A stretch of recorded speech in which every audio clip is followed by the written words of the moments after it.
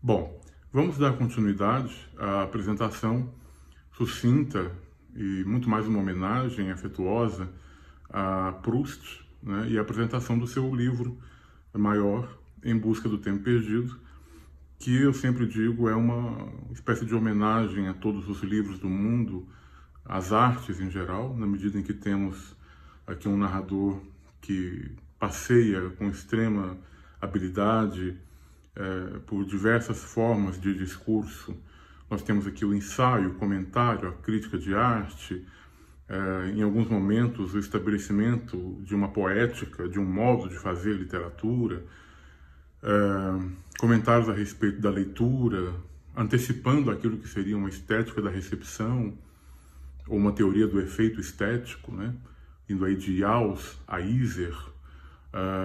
Então nós teremos aqui uma potência narrativa, uma matriz narrativa extremamente vária em sua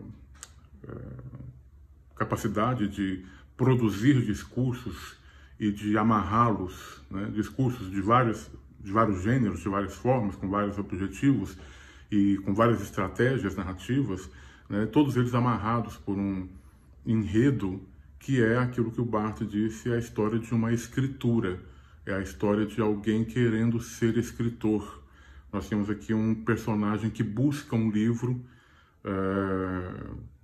que ele vai encontrar no final, né, quando ele toma a decisão de se recolher para escrever o livro que nós estamos terminando de ler. Há uma certa divisão da crítica, da fortuna crítica de Proust, a respeito dessa questão. O livro que ele vai escrever é esse que nós acabamos de ler, ou o livro que ele vai escrever é outro livro e não esse, um livro que nós não conheceremos, que nós poderemos apenas imaginar. Eu prefiro acreditar no poder cíclico que essa narrativa tem, concordando com Álvaro Lins, no livro A Técnica do Romance em Marcel Proust, quando ele diz que o romance de Proust é uma obra circular. Para se ler Em Busca do Tempo Perdido uma vez, é preciso ter lido duas. Na segunda leitura, que o livro revela a sua engenharia, revela a sua arquitetura, o seu jeito de fazer, de se apresentar, de se colocar, né? Esse segundo volume, ele traz uma porção de elementos de decepção, de tristeza, de decadência, de amadurecimento. É um período na vida do narrador em que teremos um personagem que é obrigado, pela realidade, ele é obrigado a abandonar ilusões que trouxe da infância. Isso se dá em vários planos. Na angústia de encontrar um modo de fazer literatura, que é o grande desejo dele, uma busca incessante do romance, uma busca incessante pela palavra, pela linguagem, pelo jeito certo de construir a sua obra de arte. Saberemos no final do 7º e último volume o que essa busca representa, né? o que essa recherche, o que essa pesquisa representa dentro do livro. E nós vamos encontrar esses elementos todos distribuídos nessas 3.000 páginas, amarrados no final. Mas nós teremos aqui essa angústia da busca do livro, a angústia do amor irrealizado, né? Do amor que não dá certo, que fracassa. Depois de termos já visto um amor fracassar no primeiro volume, né? Quando na cena em que o Charles Swann diz um dos trechos mais cruéis da literatura, que ele sofreu anos, entregou os melhores tempos de sua vida a uma mulher que não fazia o seu tipo, uma mulher que ele não admirava, ilusões do amor, né? Como ele turba, como ele inebria a nossa visão da realidade. E aqui nós teremos também decepções no que diz respeito à arte. Essa decepção vai aparecer especialmente quando o narrador descreve a ida dele, ainda jovem, ao teatro para ver a Berma apresentar a peça Phèdre, do Racine, um dos grandes dramaturgos franceses, né? Faz parte de uma tríade aí que pega Molière, Corneille e Racine. Phèdre é a obra-prima dele, né? E o grande sonho do Marcel, o herói, é assistir a Berma representando Phèdre no teatro. E ele consegue realizar esse sonho. Ele tem esse sonho e tem um outro sonho também muito forte, que é o de ir a Veneza, né?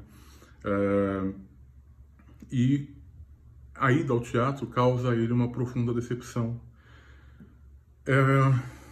Eu costumo dizer, quando eu falo a respeito de Proust em público, que esse livro, esse segundo volume, é o momento em que a realidade fica posta em questão de maneira muito contundente, porque esse questionamento a respeito da realidade é o que vai guiar essa busca incessante pelo sumo da verdade, que caracteriza e que marca todo o percurso da recherche. Veja bem, quando ele imaginava a Berma, quando ele imaginava, lendo Phèdre, como seria a Berma, como seria conviver, viver aquilo, né, vivenciar aquela experiência de ter diante dele a grande atriz, aquela que todos comentavam, que compunha o imaginário dele, né? Quando ela era só imaginação, quando ela era só sonho, ela lhe dava muito mais prazer do que agora sendo realidade. Então cabe uma pergunta aí: o que é o real, né? O que é o real? Aquilo que a gente realmente vê e pega e experimenta, ou a vida é invenção e memória? Eu não tenho dúvida de que é invenção e memória. Eu acho que uma das várias coisas que Proust sedimentou na minha personalidade é a crença inabalável de que viver é uma mistura de invenção e memória, né? Nós somos feitos das coisas que vivemos e das coisas que inventamos a respeito de nossas vivências. Nós somos fabuladores. Até diante da verdade a gente fabula. E sem isso seria impossível viver, né? Vamos lá ao trecho. É um pequeno trecho para não ficar enfadonho. E é o momento em que ele vai ao teatro, finalmente, para assistir a grande tragédia do Racine, com a sua atriz adorada, a Berma, fazendo a personagem título, a protagonista da peça, uma das personagens mais hipnotizantes da literatura, a Phèdre, né? Vamos lá? Vamos. Enfim, os derradeiros momentos do meu prazer foram durante as primeiras cenas de Phèdre. A personagem de Phèdre não parece nesse princípio do segundo ato. E, no entanto, logo que a cortina se ergueu e uma segunda cortina, esta de veludo vermelho, se afastou para aprofundar o palco, como acontecia em todas as peças em que representavam a estrela, entrou pelo fundo uma atriz que tinha a face e a voz que me haviam dito ser a da Berma. De certo haviam mudado a distribuição e inútil se tornava todo o cuidado que eu tivera em estudar o papel da mulher de Teseu. Mas outra atriz deu a réplica, a primeira. Devia ter me enganado ao tomar a esta pela Berma, pois a segunda se lhe assemelhava ainda mais e, mais que a outra, tinha a sua dicção. Ambas, aliás, acrescentavam a seu papel nobres gestos que eu distinguia claramente, cuja relação com o texto compreendia, enquanto elas agitavam seus belos pélpulos, e também entonações engenhosas, ora apaixonadas, ora irônicas, que me faziam compreender o significado de um verso que lera em casa sem prestar muita atenção ao que queria dizer.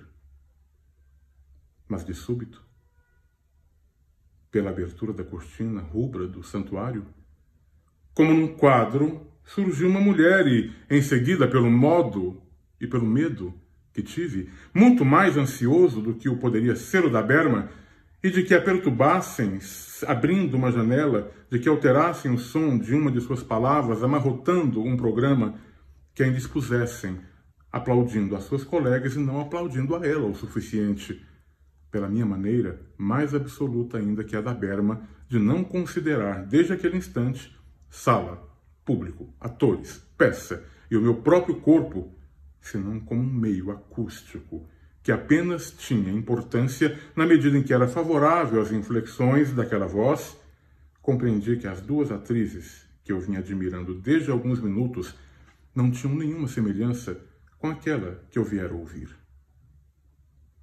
Mas, ao mesmo tempo, cessara todo o meu prazer. Por mais que estendesse para a berma os meus olhos, os meus ouvidos, o meu espírito, a fim de não deixar escapar uma migalha das razões que ela me daria para admirá-la, não conseguia colher uma única.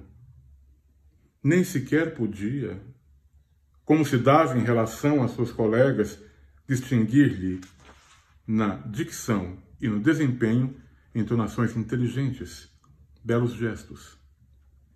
Ouvia-a como se lesse Fedra, ou como se a própria Fedra dissesse naquele momento as coisas que eu escutava, sem que o talento da berma parecesse acrescentar-lhe coisa alguma. Desejaria, para poder aprofundá-la, para tratar de descobrir o que tinha de belo, fazer parar, imobilizar por longo tempo diante de mim cada entonação de artista, cada expressão da sua fisionomia, pelo menos à força de agilidade mental, já tendo a atenção instalada e a postos antes de cada verso, procurava não distrair em preparativos uma parcela da duração de cada palavra, de cada gesto e, graças à intensidade de minha atenção, chegar a penetrar neles tão profundamente como se tivesse longas horas ao meu dispor. Mas como era breve aquela duração. Mal chegava um som a meu ouvido, já vinha outro substituí-lo, numa cena em que a berma permanece imóvel um instante, com o braço erguido à altura do rosto, banhado em luz esverdeada, graças a um artifício de iluminação diante do cenário que representa o mar. A sala rompeu em aplausos, mas já a atriz mudara de posição e o quadro que eu desejaria estudar mais não existia. Disse a minha avó que não enxergava bem e ela passou-me o seu binóculo. Apenas, quando se crê na realidade das coisas, usar de um meio artificial para vê-las não equivale inteiramente a sentir-se perto delas. Pensava que não era mais a berma que eu ouvia, mas a sua imagem no vidro de aumento. Deixei o binóculo, mas talvez a imagem que recebi agora à minha vista, diminuída pelo afastamento, não fosse mais exata. Qual das duas berma era a verdadeira?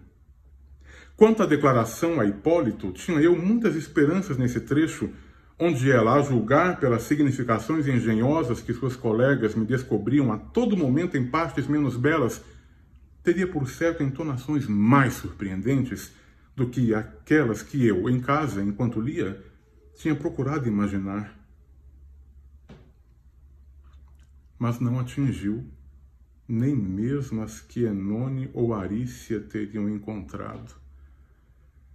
Passou pela plana de uma melopeia uniforme, toda atirada, onde se viram confundidos tantos contrastes, contudo tão vivos que uma trágica apenas inteligente ou mesmo aluna de liceu não lhes teriam desdenhado o efeito. Aliás, ela a disse tão depressa que somente quando chegou ao último verso foi que meu espírito tomou consciência da propositada monotonia imposta aos primeiros. Afinal, explodiu meu primeiro sentimento de admiração. Foi provocado pelos aplausos frenéticos dos espectadores.